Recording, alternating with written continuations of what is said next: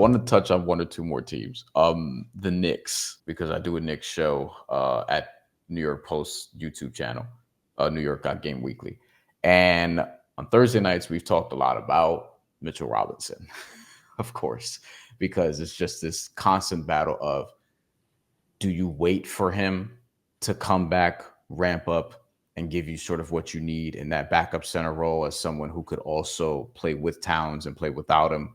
Doesn't matter. Or do you try to go and get something done now?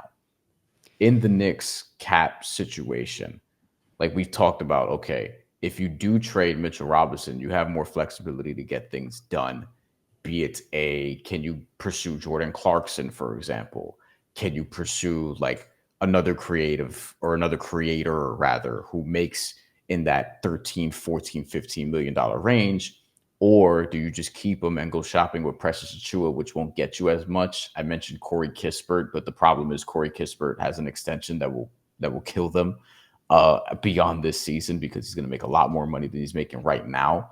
So in terms of flexibility, given that the Knicks traded a lot of their draft capital already for Mikal Bridges, for example, they went all in on the Karl Anthony Towns deal. What do they have left to play with? And in order to get a real upgrade, do they have to? Do they absolutely have to trade Mitchell Robinson? Or could they get something done with, say, Precious Achiuwa and the draft capital that they do have, being that I don't think they're going to trade a Deuce McBride, for example?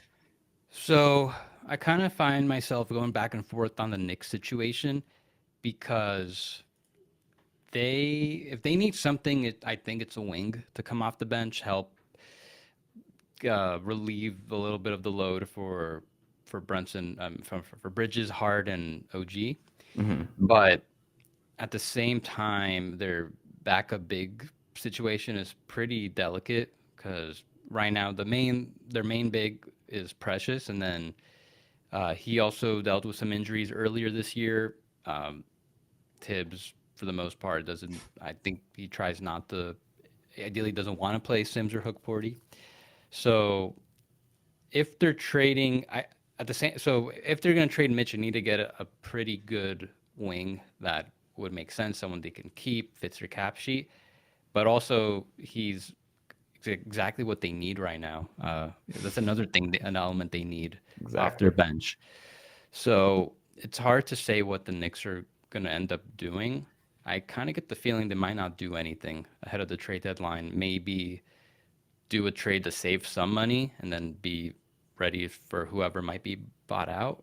It's hard to tell because when I look at who the Knicks can potentially trade, like a wing the Knicks can actually trade to get, um, the options aren't that great. So I wouldn't be surprised if they just keep the roster for the most part. And they kind of need, like I mentioned, Jordan Clarkson. We've talked about Malcolm Brogdon, someone like that. You need Mitchell Robinson to get that done, do you not? Or is there some sort of cap loophole that they could uncover, being that the front office actually has been pretty diligent as of late? But it seems like, just in terms of the mechanics of making a deal happen, it seems like they just need Mitchell Robinson in order to get somebody like that. If they can combine, yeah, so they could trade Mitchell Robinson for someone making less than him. So if you're looking like a mid-level guy, that works. You could also try to combine him with Precious to bring someone making like 18 to 19 million, but then that really Mm, decimates your big man rotation. So yeah. unless you're getting another big man back, that's not really worth it. So uh, I would say if I don't know, it's hard to yeah, I would guess the most likely trade they do to bring in like a mid-level guy would be to trade Mitchell Robinson, especially if they're just convinced that his health isn't really going to get better this year. Hmm. But like I said, I think it's really tough just given how precarious their backup big situation is. Yeah, we've talked about Jonas Valanciunas, for example, who is a guy you can probably go get. And Mitchell Robinson makes sense for Washington because Washington, if they get draft pick compensation, they're probably just okay with that. And they honestly they signed Jonas Valanciunas to trade him and get something back for him.